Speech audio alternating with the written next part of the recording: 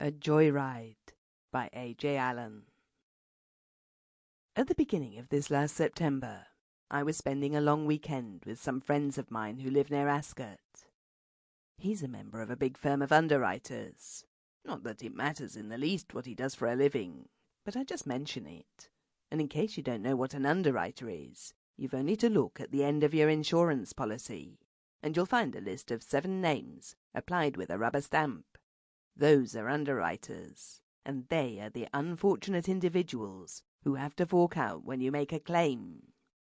Incidentally, I can't help thinking that on occasions like the 5th of November, underwriters must feel rather overwrought.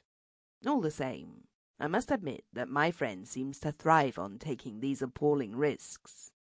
I've called it a long weekend because I was staying till Tuesday morning. Well, after we'd gone up to bed on the Monday night, I saw a glare in the sky and actual smoke and flames appearing over some trees about half a mile off.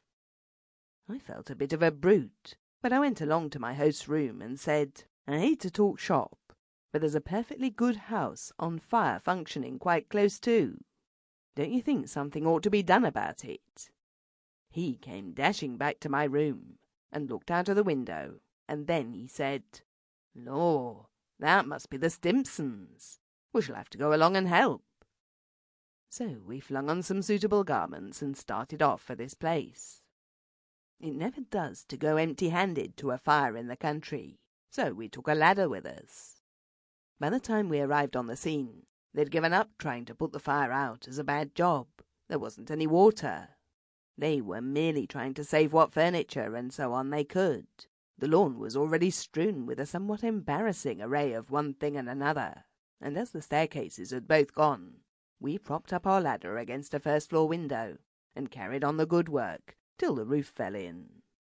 After that, we left the various fire brigades and took the inmates of the house back to our place and put them up as best we could.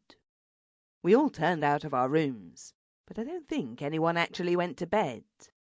There was a ghastly meal of sandwiches and coffee at about 6, and after that I bagged a bathroom and got clean. Then, after breakfast, we went and inspected the ruins of the house, and such of us as had to came up to town.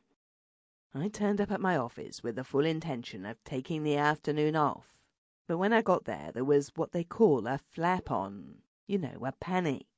It was about something quite futile. Panics usually are, but it meant everyone staying till it was over. I didn't get home till after 7. Sample complete. Ready to continue?